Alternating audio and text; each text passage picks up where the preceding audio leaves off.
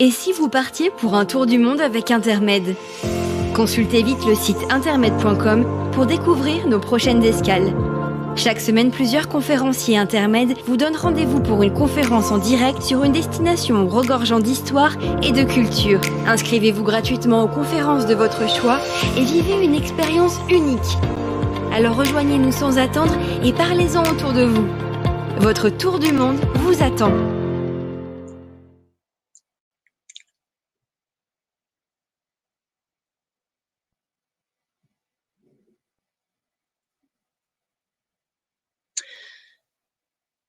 Je crois que je peux demander. Oui, c'est bon. Bonjour à tous, fidèles à l'Intermed, depuis Perpignan. C'est loin de Paris, bien sûr. Fidèle, disais-je, d'Intermed, sevré de voyage encore, mais pour peu de temps désormais, semble-t-il. Nous l'espérons tous, et c'est tant mieux. Alors aujourd'hui, à la demande d'Intermed, et sans préambule, puisque le temps qui nous est imparti est relativement bref, je vais vous parler de la Jordanie, un pays attachant, dont je suis tombé rapidement amoureux quand j'enseignais à l'université de Beyrouth. Je suis professeur de langues anciennes à l'université de Perpignan. Et dans le même temps, j'étais professeur associé à cette université de Beyrouth et responsable à ce titre d'une mission de recherche dans le Moyen-Orient. Et je fus donc appelé assez souvent à visiter ou à séjourner en Jordanie, et toujours avec le même plaisir. C'est donc de ce charmant petit pays, authentique terre d'accueil, vous allez voir, dont je vais vous parler. Mais, m'a-t-on précisé, sans évoquer Petra, l'incontournable Petra, le joyau de tout, pourtant de tout voyage dans le Moyen-Orient, que Michael Jasmin va vous présenter demain après-midi, 19 juin. Mon objectif, désormais, sera donc de vous parler de ce petit pays dont j'insiste pour le qualifier de terre d'accueil, vous l'allez voir tout au long de mon propos. Et mon objectif, disais-je, sera dans le peu de temps qui nous est imparti, d'essayer de vous faire partager mon intime conviction que le charme de la Jordanie ne réside pas exclusivement dans son site d'élection, Petra. Une terre d'accueil, vous l'ai-je dit, un havre de paix surtout, au cœur d'un Moyen-Orient en proie encore aujourd'hui, vous le savez, à de terribles convulsions. Ce petit royaume hachémite, un État, vous le verrez dans quelques instants, de création récente, et cependant situé sur une terre de très vieille civilisation, une terre pétrie d'histoires millénaires entre croissants fertiles sur la gauche de votre carte de la Jordanie et le désert d'Arabie à droite. On sait comment, à l'issue de la Première Guerre mondiale, la conférence de San Remo en 1920 a décidé d'attribuer, de confier à la Grande-Bretagne un mandat sur la Palestine. Et on sait que les Britanniques s'empressèrent de détacher une partie des territoires de l'autre côté du Jourdain. Le Jourdain, on le voit, c'est ce petit cours d'eau là. Vous voyez la mer Morte au milieu de la carte, le petit Jourdain monte entre Liban et anti-Liban. Donc, des territoires au-delà du Jourdain, Transjordanie, bien entendu, dont ils confièrent l'administration à un des fils du shérif de la Mecque, l'émir Abdallah, pour honorer, en partie, il est vrai, la promesse qui avait été faite aux Arabes au moment de la grande révolte de 1916-1918. Alors, ce petit pays, sous mandat britannique, n'accéda véritablement à l'indépendance qu'en mars 1946, juste avant le moment où les Israéliens ont pu accéder, eux aussi, à leur indépendance. Alors, cette terre, vous le disais-je, est pétrie d'histoire. C'est un des berceaux de l'humanité. On y trouve en effet, sur les pentes du croissant fertile, les traces des premiers villages néolithique. Je ne sais pas si vous voyez sur la carte, mais tout à fait au fond, il y a la ville de Pétra aujourd'hui, et tout à côté de Pétra, souvent méconnu des visiteurs de ce joyau du tourisme jordanien qu'est Pétra, Beida, un magnifique petit village néolithique. Ain Ghezal, juste à côté d'Amman, la capitale, qui a été découverte récemment. Je tâcherai de vous expliquer tout à l'heure dans quelles circonstances. Jéricho surtout, qui est aujourd'hui en Cisjordanie, de l'autre côté du Jourdain, et que l'on considère à juste titre comme une des plus anciennes villes du monde. Alors, une terre surtout de passage entre la Mésopotamie au nord et l'Égypte au sud.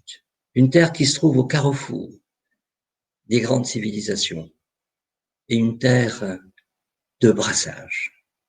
Toutes les civilisations anciennes l'ont en effet traversée et occupée. Cananéens, araméens, égyptiens, assyriens, babyloniens, nabatéens, hittites, perses, grecs, romains bien entendu, byzantins, arabes à partir de 600 et quelques, croisés, ottomans.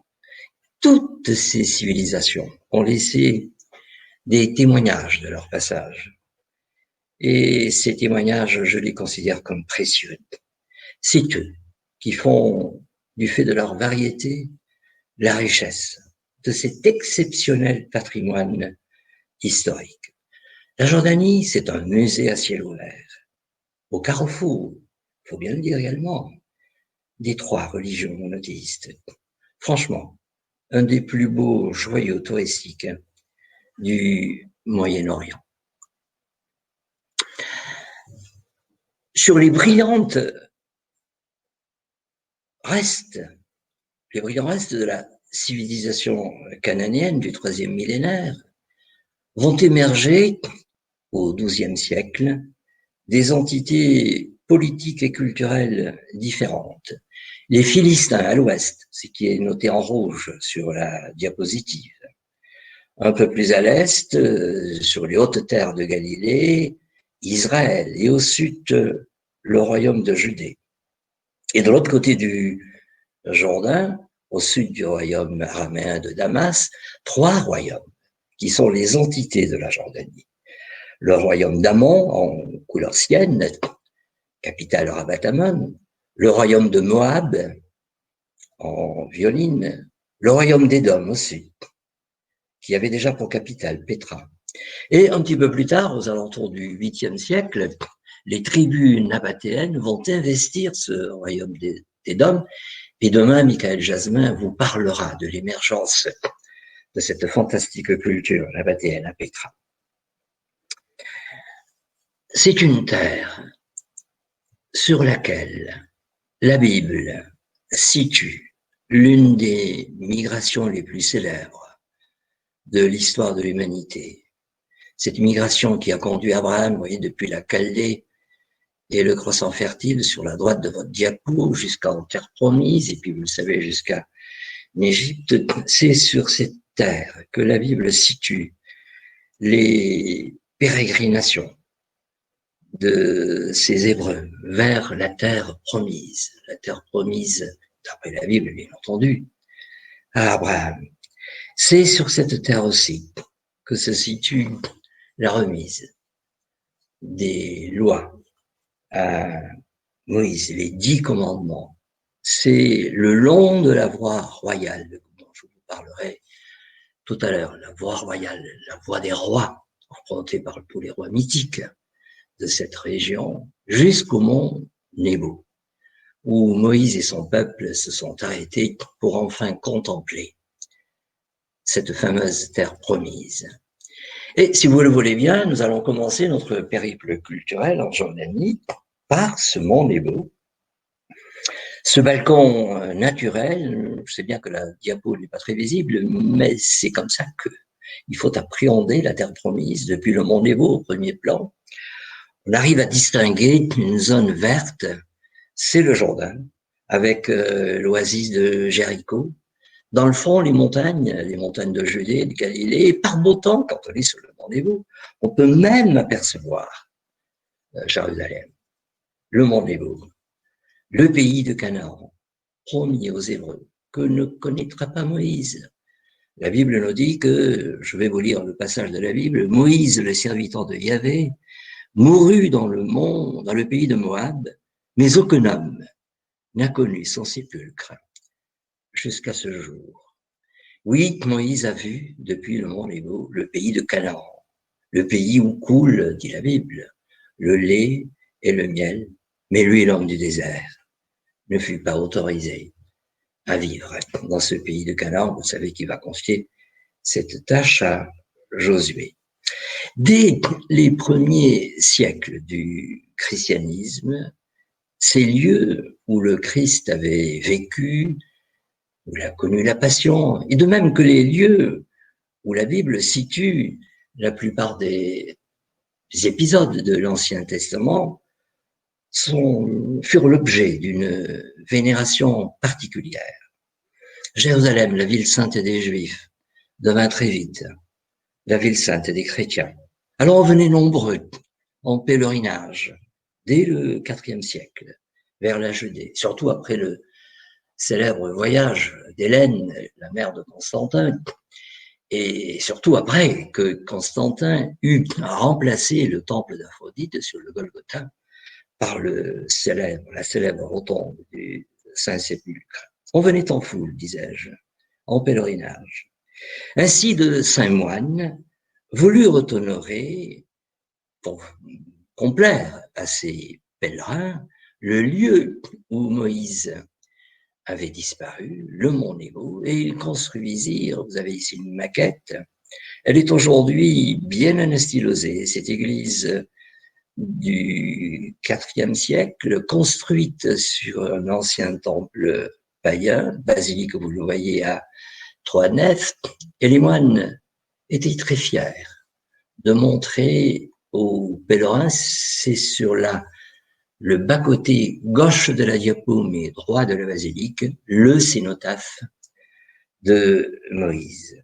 Cénotaphe, tombeau vide puisqu'il avait disparu. Somptueuse basilique avec des motifs historiés sublimes et tout particulièrement cette chapelle baptismale sur le bas-côté gauche de l'église, c'est-à-dire à droite sur la diapo précédente, chapelle baptismale, disais-je, sublime, avec au fond, vous le voyez, les fonds baptismaux, et au premier plan, une mosaïque avec des scènes sur 4 registres superposés, des scènes qui manifestement, dont le programme iconographique était manifestement destiné aux catéchumènes. Au premier plan, on voit une scène qui montre, qui tente à exalter le caractère œcuménique de la bonne nouvelle. Un noir qui tient en laisse une autruche. À droite, un jeune homme en costume perse et bonnet phrygien, autant de costumes exotiques, qui tiennent en laisse un zèbre, une espèce de girafe chameau. Au deuxième plan, au deuxième registre, on voit à gauche un berger, un bon pasteur, assis sur un rocher à l'ombre d'un arbuste, qui surveille ses brebis, ses chèvres, qui sont en train de s'abreuver de la bonne parole, symboliquement représentée par ces 3 arbres. Une brebis égarée refuse manifestement la bonne nouvelle, refuse le message, un paganus attaché à la terre. Et vous voyez comment les branches des arbres s'affaissent.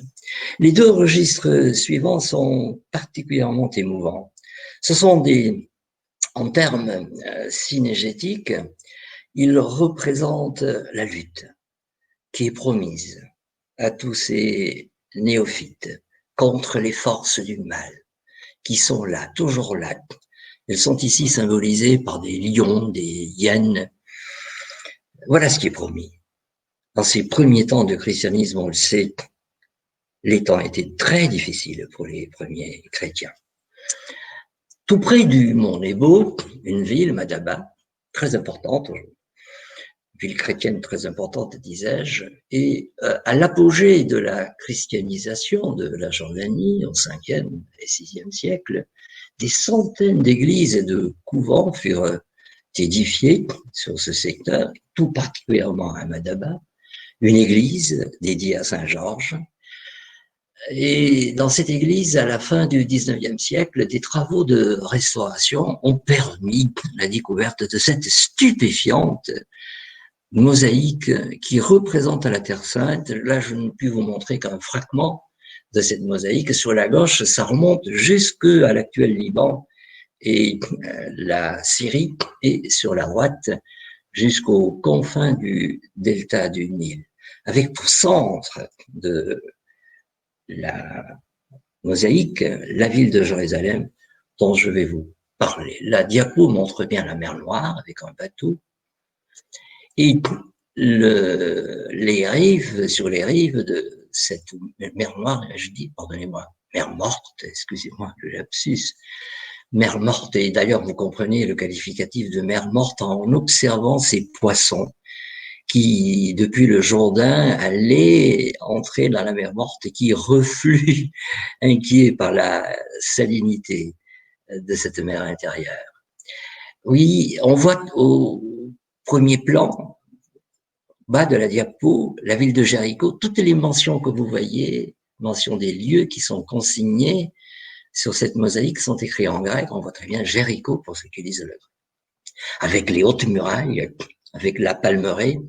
Beaucoup plus intéressant, pardonnez-moi pour ceux qui ne lisent pas le grec, mais juste au-dessus du premier poisson, on voit une inscription en grec, et autour de l'adverbe nun, qui veut dire maintenant, il nous est signalé qu'au moment de la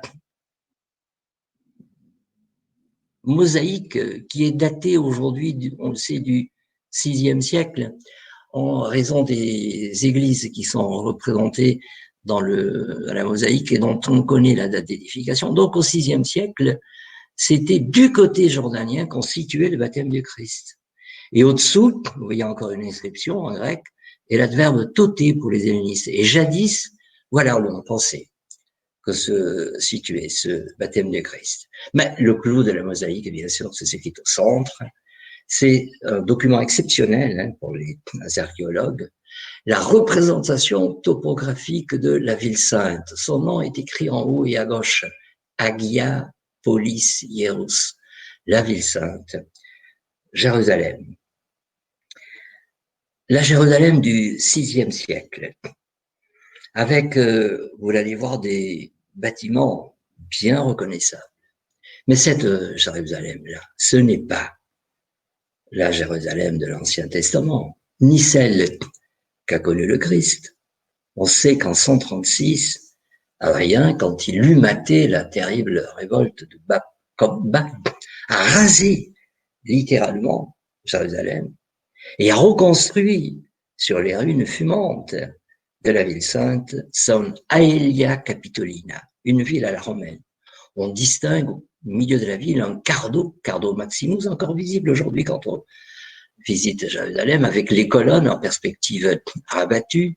On voit sur la gauche, dommage que je ne puisse pas activer ma souris, sur la gauche, la porte de Damas, encore visible, avec une place ovale, comme celle que je vais vous montrer dans quelques instants en Géracha, avec une colonne votive. Tout à fait en haut, la porte dorée, et puis surtout en bas, regardez en bas, une coupole dorée. C'est la coupole du Saint-Sépulcre, avec la basilique, élevée par Constantin, et les escaliers. Bref, un document exceptionnel que cette représentation topographique qui manifestement devait servir aux pèlerins quand ils visitaient la ville sainte. Dans la même ville de Madaba, un parc archéologique souvent négligé par les touristes, mais auquel je tiens absolument quand je fais visiter la Jordanie, un parc archéologique, et dans ce parc, une église, l'église de la Vierge, construite à l'époque iconoclaste, c'est-à-dire au VIe et VIIe siècle, Et on voit sur la diapo la mosaïque qui correspond à la coupole de cette église. Elle a été construite, édifiée, si je vous le rappelle, à l'époque iconoclaste, c'est-à-dire qu'il n'y a aucune représentation figurée sur ces motifs. En revanche, on y voit cette dialectique récurrente chez les iconoclastes de carré et de cercle. Le carré représentant l'humain, le terrestre, l'immanent, et le cercle, le divin et le transcendant.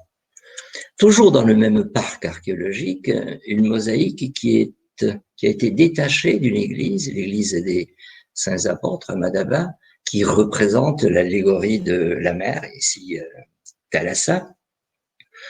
Et à gauche, toujours une mosaïque dans une villa païenne qui servit d'atrium à l'église dont je viens de vous parler précédemment, à l'église de la Vierge. On y voit représenter 3 tickets, 3 déesses fortune couronnées. Elles tiennent dans la main gauche une corne d'abondance. Ce sont les allégories de 3 villes. À gauche, vous voyez Rome, à droite et Madaba bien sûr, et au milieu une ville sur laquelle on se perd en conjecture, Grégoria. Elles tiennent chacune de ces tickets une croix processionnelle dans la main droite. Manifestement, cet indice chrétien a été rajouté. Mais cette villa païenne est très célèbre, villa du IIe siècle.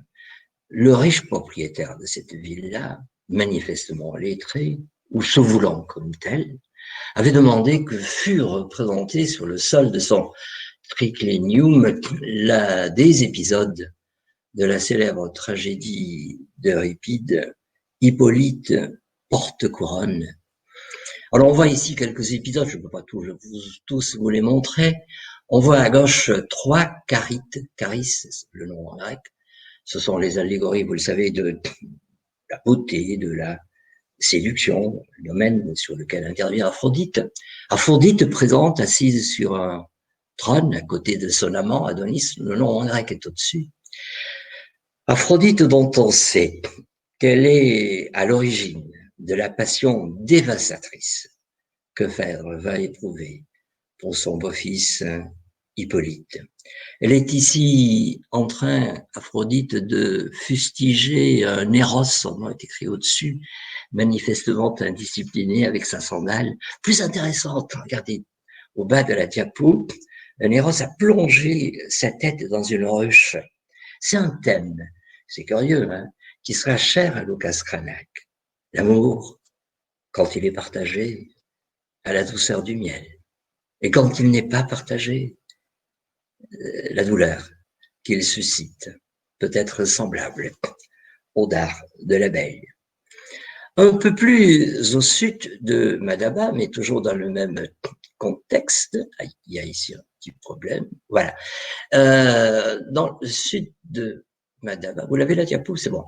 Le révérend père Pichirel, le grand archéologue responsable de la custodie franciscaine, qui nous a quittés il y a quelques années, et à qui j'aime bien rendre hommage parce qu'il fut mon maître quand j'ai découvert le Moyen-Orient, jeune professeur. Alors, ce Pichirel a découvert à Razas une série d'églises, et dans l'église de Saint-Étienne, entre autres, il a découvert cette superbe mosaïque que vous avez à gauche, avec un nom marqué au-dessus, Castrum Mephar. Castrum, c'est le camp romain d'une cavalerie autochtone qui séjournait dans cette ville. C'était extrêmement précieux. On y voit la mise en abîme de la ville avec les tours, la ville au milieu. On y va devant, c'est très intéressant. Un forum avec une colonne votive isolée, comme celle que vous allez voir dans quelques instants, cher achat. Toujours à Razas, dont la visite est prodigieusement intéressante, une tour isolée à l'extérieur de la ville, une de ces tours dites de recluse, où, à l'imitation de Saint-Simeon le Stylite, des jeunes vierges, pourquoi je dis jeunes, des vierges, voulaient entendaient préserver leur virginité. Alors nous allons remonter vers le nord, vers Zaman, et 20 kilomètres à l'ouest d'Amman, dans le creux d'un wadi, un palais cosmologique appelé Arak El Emir, construit au milieu, sur un petit îlot, au milieu d'un lac artificiel, aujourd'hui asséché, un bâtiment exceptionnel que l'archéologie française a découvert, entretenu et en partie anastylosé, avec des blocs, s'il vous plaît, de plus de 20 tonnes. Il est aujourd'hui sans conteste attribué à un certain Hircan de la famille des Tobiades, qui vivait donc à Jérusalem, et dont la fonction était d'être le collecteur des impôts au bénéfice des Ptolémées. Donc, il s'est prodigieusement enrichi, et c'est avec ces sommes considérables qu'il a pu faire construire ce palais. On voit très bien le vestibule d'entrée, une porte grillagée, et derrière la porte grillagée, à l'intérieur du rez-de-chaussée, 2 bassins, d'où l'eau s'échappait par la gueule de ces léopards qui étaient placés à l'extérieur, 2 léopards de part et d'autre. L'eau s'échappait, donc disais-je, pas cette gueule-là, devait se dérouler manifestement, c'est une conjecture, c'est une hypothèse, mais elle est tellement séduisante, devait se dérouler dans ce rez-de-chaussée, en présence d'un cercle d'initiés, les cérémonies d'un rituel de divinisation de prince. Cet Hircan aimait, dans ce palais cosmologique, entreprendre d'être considéré comme le maître des eaux fécondantes. Il illustre déjà le mot de Machiavel. Gouverner, c'est faire croire. La diapo suivante vous montre la maquette, toujours par l'archéologie française du Moyen-Orient, de ce palais au piano nobile, au premier étage, manifestement les salles réservées aux audiences, avec des motifs allégoriques d'inspiration mésopotamienne, des lions, symbole de divinisation, du pouvoir absolu, divin, et au-dessus, vous l'avez vu, des aigles. Alors, nous allons reprendre notre route au-delà d'Amman, mais 60 km au nord d'Amman, le joyau de l'architecture romaine du Moyen-Orient, à l'égal de, franchement, moi qui ai tant aimé la Syrie, où j'ai beaucoup enseigné, oui, à l'égal de Palmyre.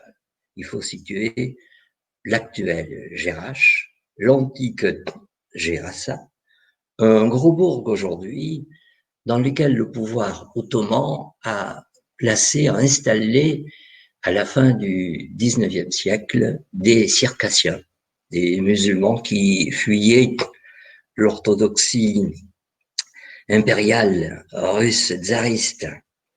Et ils construisirent ces circassiens leur village sur les ruines de la ville antique.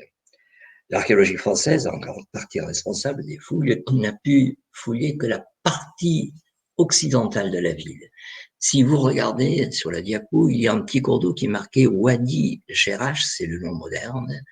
Il s'appelait dans l'Antiquité Chrysoroas, la ville d'or. Et l'antique Gerasa s'est construite de part et d'autre du Chrysoroas. Seule la partie donc occidentale est aujourd'hui visitable. On voit bien l'enceinte, hein, on voit un peu plus foncé de la ville, avec un hippodrome, vous allez voir, qui est à l'extérieur de la ville.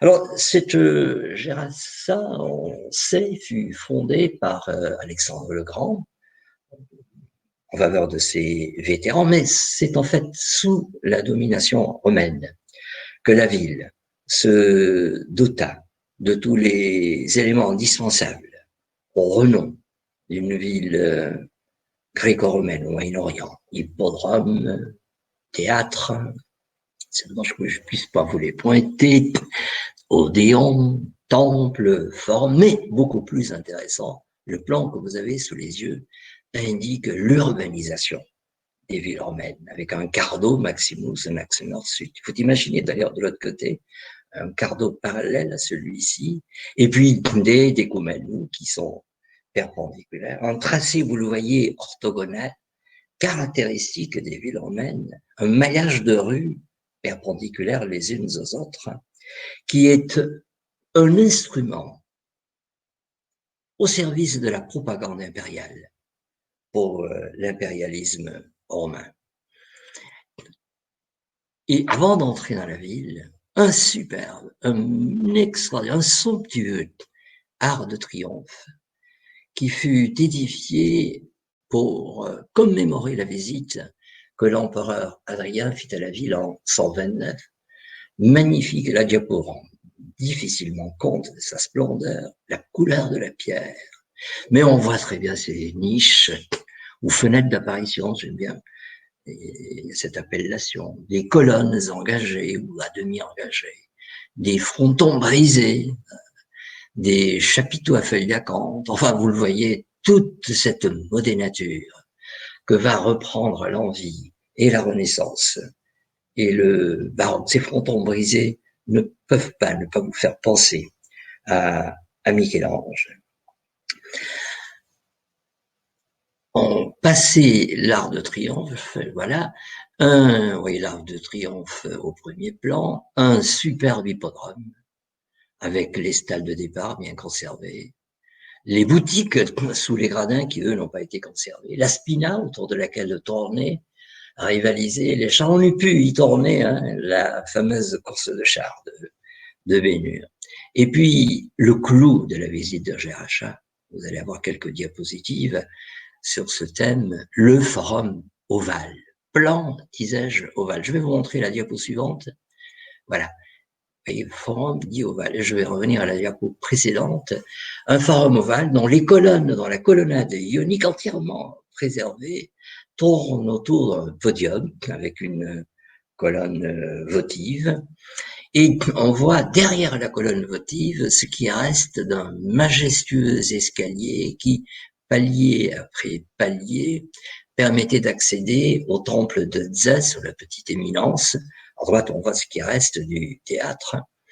Comment ne pas penser, quand on regarde ce forum ovale, à la colonnade que le Bernin va proposer comme atrium sur la basilique Saint-Pierre au Vatican. Et on voit très bien, depuis la diapo, vous voyez, prise depuis le temple de Zès, l'escalier au premier plan, enfin ce qu'il en reste, le forum ovale, et on voit très bien que la fonction de la mission de ce forum ovale était d'articuler la descente du temple qui était imposée par la topographie avec le Cardo Maximus qui part depuis ce forum ovale. S'il vous plaît, 1200 mètres, une rue droite, 1200 mètres. On ne peut pas ne pas penser non plus à Apané ou encore à Palmyre.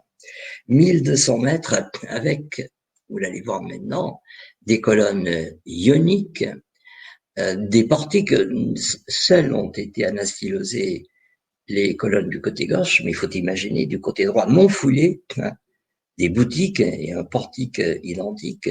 La photo est prise au milieu de ce cardo, tout à fait au fond, on voit la porte nord, 1200 mètres, disais-je, de longueur, avec plus de 300 colonnes ioniques.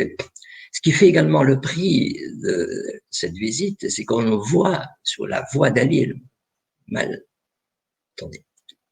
indiqué ici, non plus, je reviens sur la diapo en arrière, pardonnez-moi. Là. Sur cette voie d'allée, on ne les voit pas, mais des accès à une cloaca maxima. On était soucieux de désenvaser la cloaca pour éviter les épidémies. On voit très bien d'ailleurs que tout au long de ce côté gauche, il y a des colonnes décalées, dont l'architrave est décalé. On va le voir un petit peu mieux sur cette diapo. Chaque fois qu'il y avait un décalage dans l'architrave, c'était pour signaler aux promeneurs que s'articulait sur le cardo soit un monument important, soit des boutiques. Ici, c'est un marché, que je ne peux pas vous montrer, le temps presse, bien sûr. Au croisement du cardo et du decumanus, une sorte de rond-point giratoire avant l'heure, un tétrapile, tétra 4 piles porte, tétrapile dont le podium est préservé, manque les 4 colonnes en granit rose d'Assois. On a retrouvé des fragments qui faisaient de ce carrefour un monument exemplaire. Beaucoup plus séduisant, bien entendu, sur la gauche, toujours de ce cardo, quelque chose qui est tout à fait caractéristique de l'urbanisation romaine au Moyen-Orient, un nymphée. Il faut imaginer ce Franz Caenae de théâtre, aussi spectaculaire qu'un mur de scènes de théâtre, avec des niches tantôt curvilignes, tantôt orthogonales, tantôt salientes, tantôt rentrantes, avec des statues de nymphes et divinités aux eaux fécondantes. Essayez d'imaginer l'eau jaillissant sous pression de ce mur, tombant en cascatelle pour rejoindre le bassin qui était tout à fait en bas.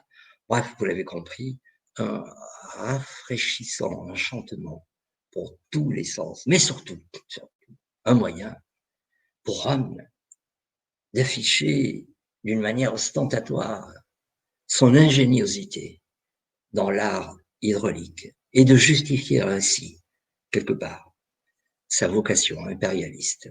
Toujours sur le côté gauche, les propylées du temple d'Artémis.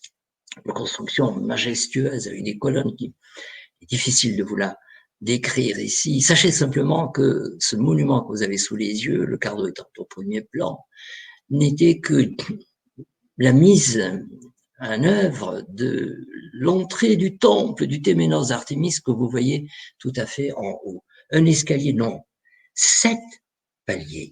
7 paliers de 7 marches chacun, qui ne voit la symbolique évidente. Une montée, disais-je, scandée par des arrêts, des surprises, des attentes, des élans et une véritable apothéose au terme de cette ascension quand on découvrait les colonnes ioniques du temple d'Artémis. Comme dans toute ville romaine, un odéon, petit théâtre couvert pour l'acoustique, et on y donnait essentiellement des concerts musicaux, mais l'odéon servait aussi de bouleuterium, c'est-à-dire de lieu où la boulée, quelque part l'assemblée restreinte des citoyens chargés des affaires courantes de la ville, pouvait se réunir. Bien sûr, comme dans toute ville gréco-romaine d'Orient, le théâtre, magnifique théâtre construit dans l'époque romaine avec ce qui reste du mur de scène, mais moins un lieu de spectacle qu'un lieu de communication directe entre Rome et ses sujets. Rome, représenté par le proconsul, il me semble que je le vois assis sur sa chaise curule sur la scène, avec ses licteurs et s'adressant à ses sujets. Un moyen par lequel l'Empire romain affichait d'une manière ostentatoire et son prestige et sa munificence. La visite de Jeracha est tout aussi extraordinaire quand on aborde sa christianisation. 9 églises, pas moins de 9 églises dans Jeracha, avec des mosaïques somptueuses que je ne peux pas vous montrer. Ici, une cour d'allée au premier plan avec une fontaine. À l'arrière, l'abside de l'église Saint-Théodore. Les colonnes que vous voyez, c'est l'église de la nef centrale de l'église Saint-Théodore. Et si j'ai retenu cette diapositive, c'est que, au dire des évêques contemporains, on y célébrait une fois l'an le miracle de Cana, c'est-à-dire la transformation de l'eau en vin. Et quand je vous aurais dit que cette cour d'allée est construite sur le temple de Dionysos, vous verrez comment le christianisme a su articuler le message païen. C'est maintenant un tout autre aspect de la Jordanie que nous allons évoquer. Vous savez qu'au 7e siècle, les Omeyyades se sont implantés à Damas, j'aime à vous rappeler que ce sont des gens qui sont d'origine nomade, venus des fins fonds du Zézer, de l'Arabie, qui manifestement devaient être nostalgiques de leur mode d'existence antérieure, mais qui n'en étaient pas moins désireux de continuer à bénéficier de tout le confort qu'ils découvrirent à Damas au contact des Byzantins. Donc, se firent-ils construire ce qu'il est convenu d'appeler aujourd'hui des châteaux du désert. Celui que vous avez sous les yeux s'appelle Caranée, Carcel Caranée. Ça a l'allure, on le voit bien, d'une forteresse de plan carré avec des tours semi-circulaires sur le côté, circulaires aux angles, mais beaucoup plus surprenant seront ces salles de bain, j'insiste, salles de bain, qu'on va retrouver dans certains de ces châteaux, et tout particulièrement à Carcel-Lamra, un château qui date de 715, dont il ne reste que les bains. Les 3 voûtes en berceau couvrent des bains. Mais quelle surprise quand on entre dans ces bains de voir des peintures miraculeusement conservées avec des personnages figurés. C'est de l'art musulman. Et ces personnages figurés, ne soyez pas au bout de vos peines, représentent assez souvent des personnages féminins dont l'aspect dénudé ne correspond pas à la pudeur musulmane. Et oui, il faut se rendre à l'évidence, l'art figuratif musulman n'a pas exclu, au moins à ses débuts, des représentations de figures. Il est temps maintenant de quitter la région d'Amman pour aller vers le sud, vers Pétra, bien entendu, le joyau et au-delà le Wadi Rum. Alors on emprunte encore aujourd'hui la voie royale, la voie des rois, où sont passés Abraham, bien sûr, Moïse, la reine de Saba et tant d'autres personnages prestigieux. Et sur cette voie royale, un arrêt s'impose pour ce magnifique panorama du Wadi Moujib. Vous voyez le petit cours d'eau là? En fait, le petit cours d'eau, s'il y a de l'eau, c'est qu'il y a un barrage. Il se jette dans la mer Morte. Il est intéressant ce Wadi Moujib parce qu'il permet de rappeler que tout près, Hérode le Grand avait fait construire un palais et c'est dans ce palais que Saint Jean-Baptiste fut décollé, Macéron. Un témoignage nous attend, tout aussi émouvant, de la présence croisée.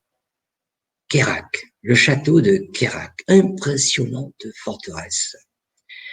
Son importance stratégique est évidente. Le château domine de ses hauteurs abruptes une voie où passaient les caravanes qui de Damas allaient vers l'Égypte, mais aussi la voie qui conduisait les pèlerins à la Mecque, la route du Hadj. Le prestigieux donjon orgueil des croisés, l'étonnant glacis qui fit de cette citadelle une citadelle imprenable, qui interdisait, le glacis interdisait l'approche de la citadelle, celle de cette forteresse imprenable que Renaud de Châtillon, cet incontrôlable fauteur de troubles, et mon vocabulaire est euphémistique et délitotique, si je vous disais toute la rancœur que j'ai à l'égard de ce personnage. C'est l'usage de cette forteresse que Renaud de Châtillon lançait ses raids de brigandage contre les caravanes musulmanes qui passaient au pied des murailles.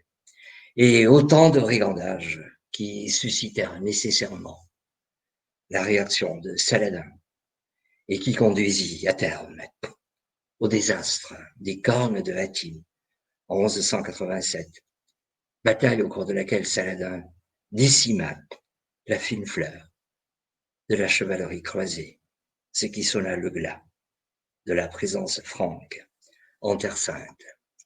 Encore une diapo pour vous montrer l'impressionnant travail, l'impressionnante prouesse architecturale de ce mur qui protégeait la forteresse du côté fragile, du côté de l'éperon.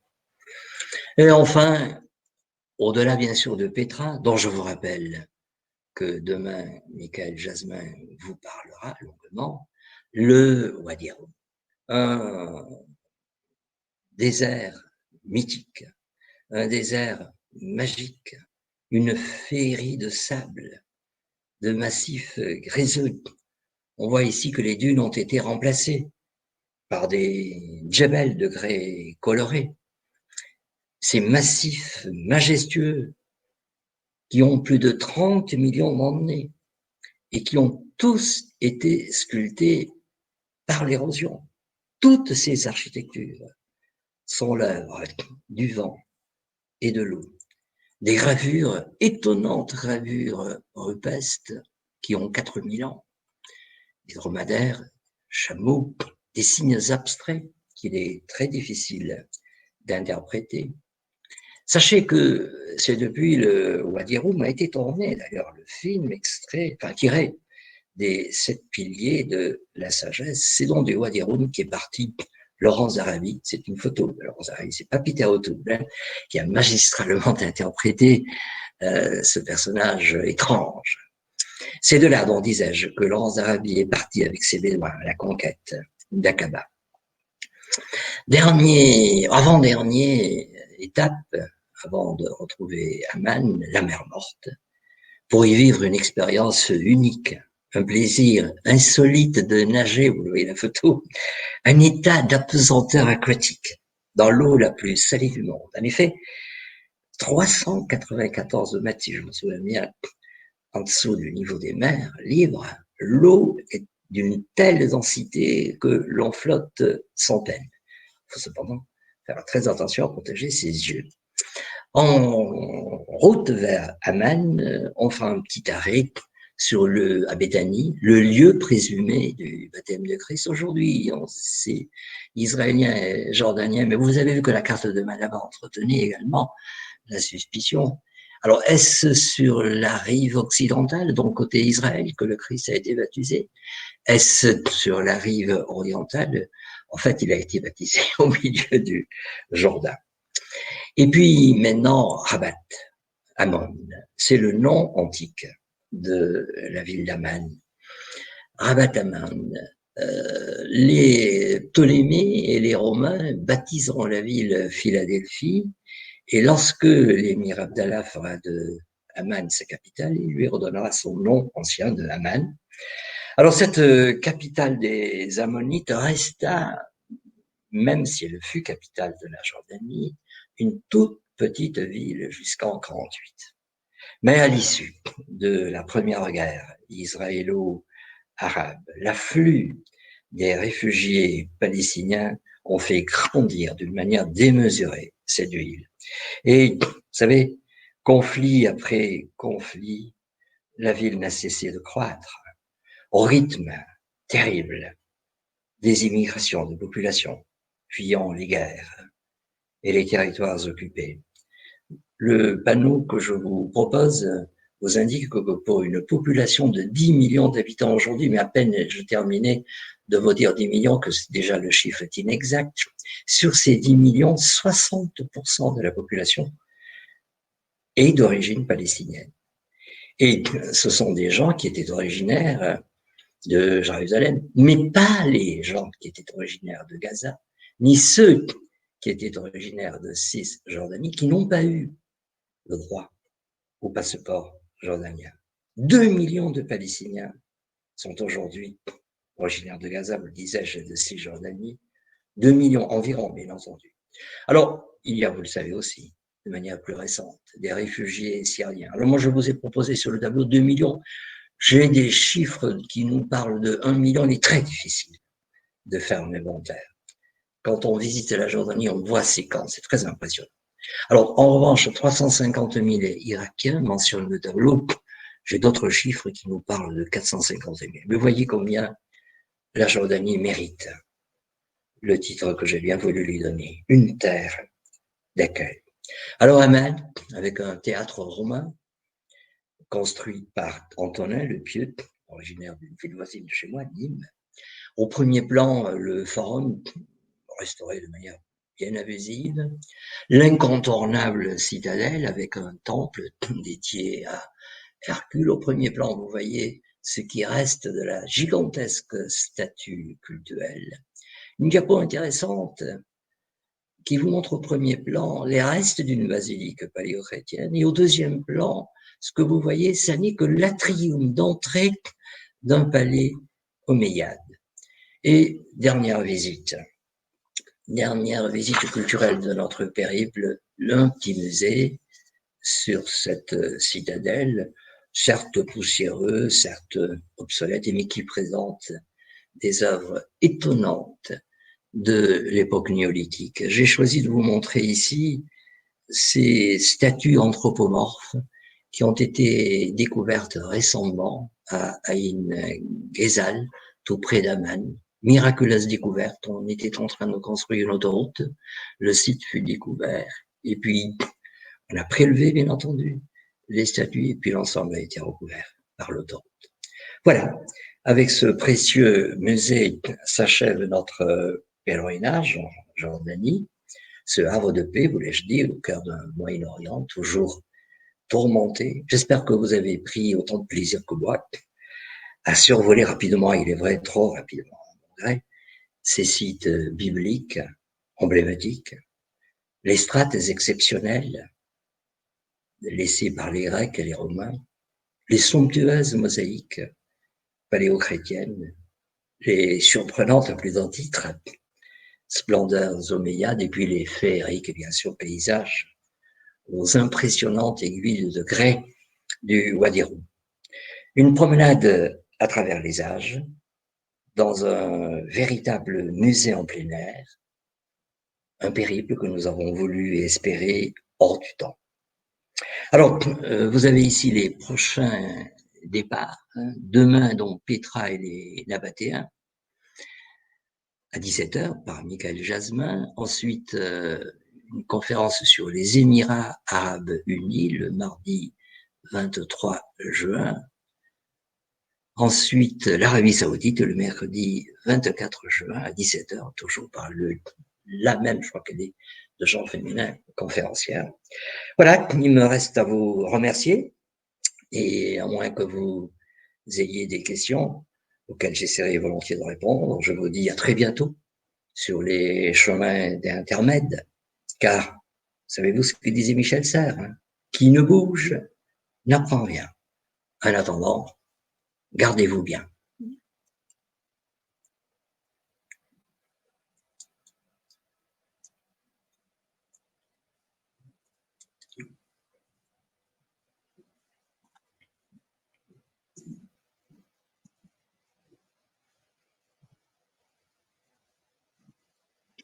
Putain, j'étais ça. Merci beaucoup. Merci, vous êtes cool. Merci beaucoup. Merci, merci, merci. Je vous remercie. Merci. J'ai adoré votre présentation. Avec vous, on apprend, ça c'est sûr. Les colonnes corinthiennes.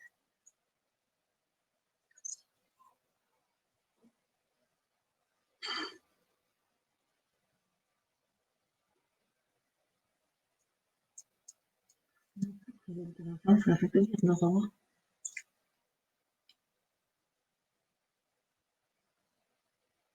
Bon, attends, je vais te montrer depuis le début. Tu verras depuis le début.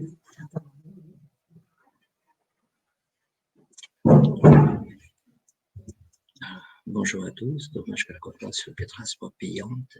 Plutôt, c'est bonjour à tous. Bonjour monsieur. L'image est bonne, merci.